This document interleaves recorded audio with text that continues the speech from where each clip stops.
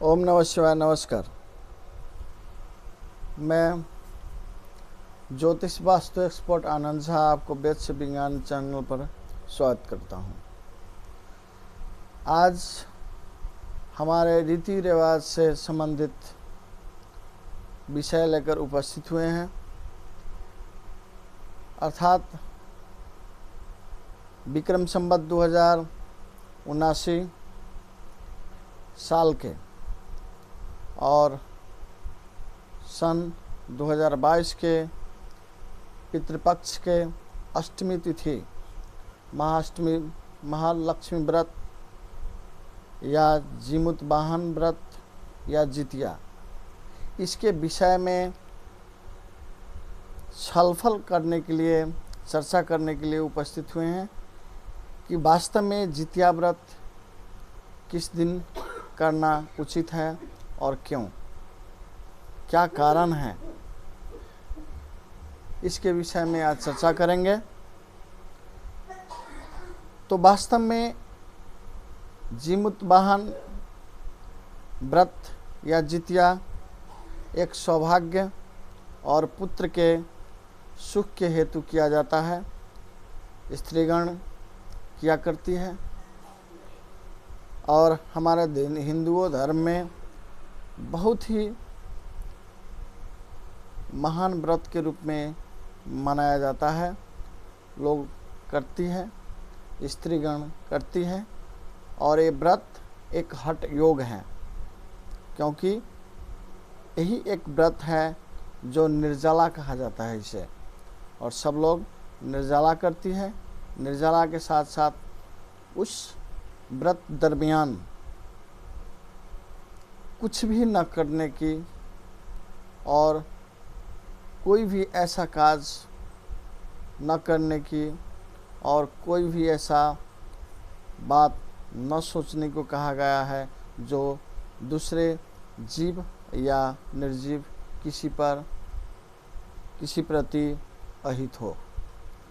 तो आज इस साल जो है जितिया व्रत या जीमूत वाहन व्रत कहिए या महालक्ष्मी व्रत कहिए, 2000 विक्रम संवत 2079 6/1 गते शनिवार और सन 2022 सितंबर 17 तारीख शनिवार के उपवास कहा गया है।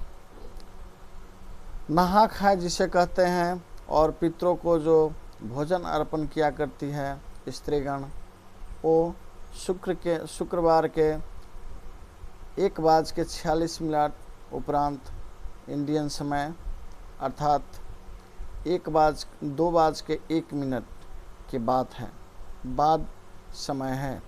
उसके बाद आप नहा खा या जो पितरों को जो है अर्पण किया जाता है वो प्रक्रिया है। अगर इस दिन कोई समस्या है तो उस शुक्रवार के दिन आप नहा खा कर सकते हैं, और जो पितरों को अर्पण किया जाता है, भोजन अर्पण किया जाता है, जो श्याल इत्यादि के काक के जो भोजन अर्पण किया जाता है, ये कल होकर के 3:05 से पहले शनिवार को भी आप कर सकते हैं। ये व्रत में बड़ी मतभिन्नता है इस साल। कुछ विद्वानों को कहना है कि आइतवार को करना चाहिए, कुछ विद्वानों को कहना है कि शनिवार को व्रत करें और आइतवार के 5:05 के बाद पारण करें। तो हमने इसको खोजने की कोशिश किया, अर्थात देखने की कोशिश किया कि आखिर में ऐसा कौन सा तर्क है जो इस समस्या ला रहा है, मतभिन्नता ला रहा है। तो निर्णय सिंधु में कहा गया है कि वास्तव में सप्तमी युक्ता अष्टमी व्रत नहीं करना चाहिए और नवमी युक्ता अष्टमी व्रत नहीं करना चाहिए। तो शनिवार के सप्तमी युक्ता अष्टमी है और आइतवार के नौमी युक्ता अष्टमी है, तो इसलिए शनिवार को व्रत के निर्णय उन्होंने किया है कि शनिवार के ही व्रत करें। परंतु अब अष्टमी आइतवार के 4:49 की बात क्यों? तो इसलिए कि अष्टमी व्रत आप कर रहे हैं, तो अष्टमी व्रत के पारण अष्टमी में नहीं होना चाहिए। अष्टमी व्रत के पारण नवमी में करने योग्य होता है, इसलिए ये कहा गया है।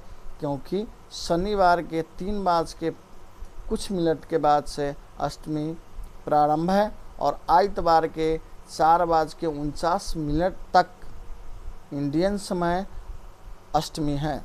तो इसलिए 4:49 इंडियन समय और 5:05 नेपाली समय के बाद आपको पारण करने की कहा गया है।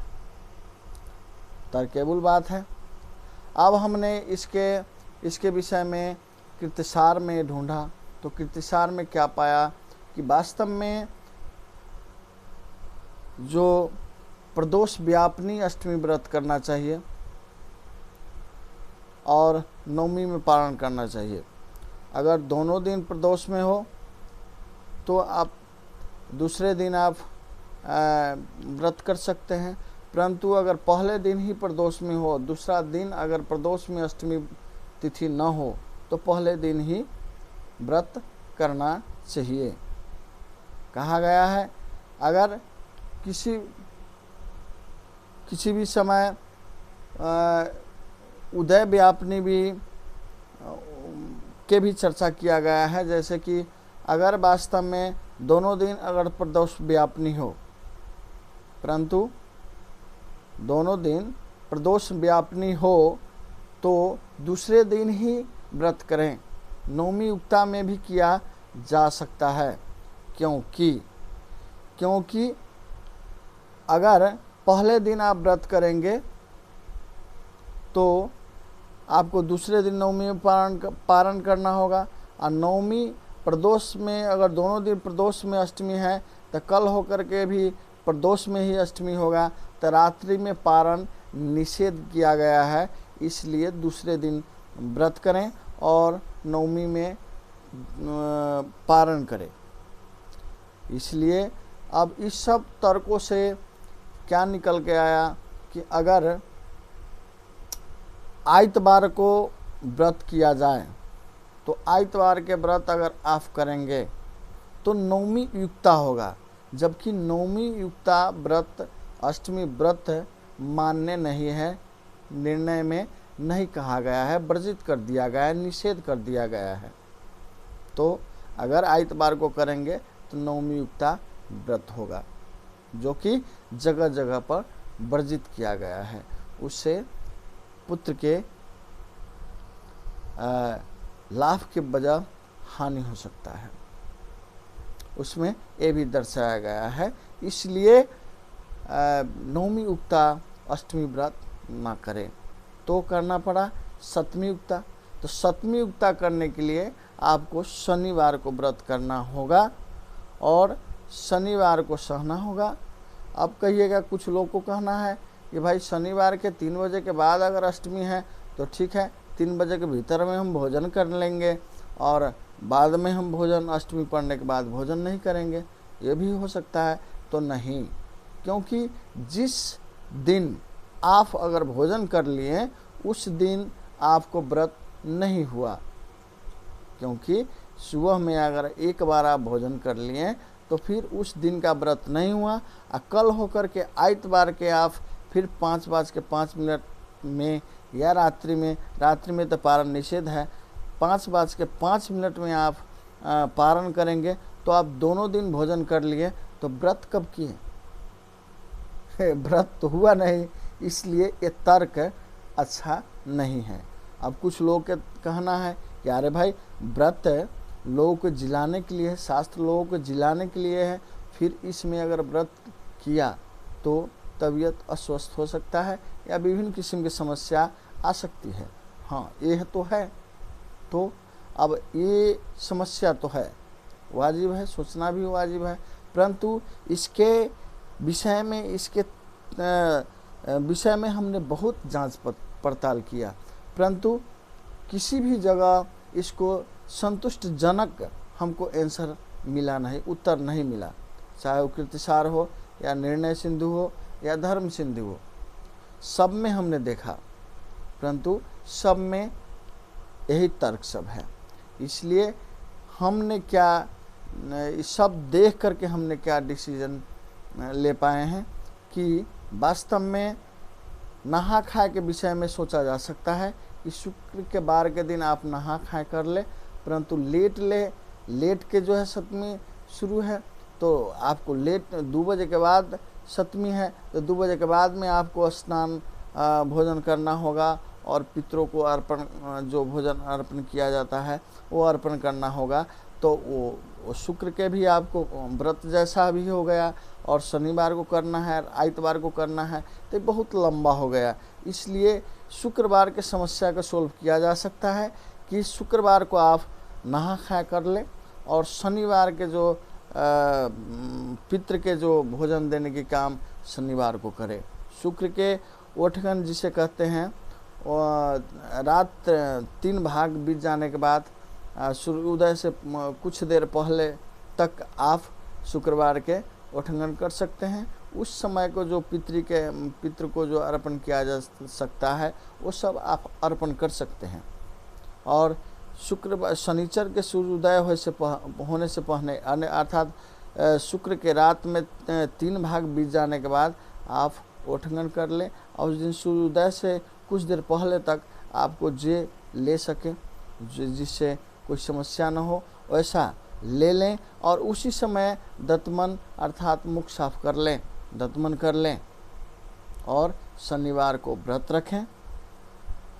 आइतवार के 5:05 के बाद आप व्रत पारण करें। यही एक उपयुक्त उपाय है। समस्या है, परंतु इसके निराकरण कोई नहीं देखा जा रहा है, कोई तर्क नहीं है। अगर कोई तर्क लगा रहा है कि आइतवार का करें इत्यादि, तो वो तर्क को बार खंडन कर दिया गया है। यकीन न हो तो जिन्होंने ये बात को डिसीजन ले रहे हैं, कृपया और निर्णय सिंधु या धर्म सिंधु या कीर्तिसार किसी में देखें, शायद उनको समझ आ जाए। और फिर हम दूसरे वीडियो लेकर पुनः उपस्थित होने वाले हैं, पितृदोष पार्ट 2। तब तक के लिए नमस्कार। ओम नमः शिवाय।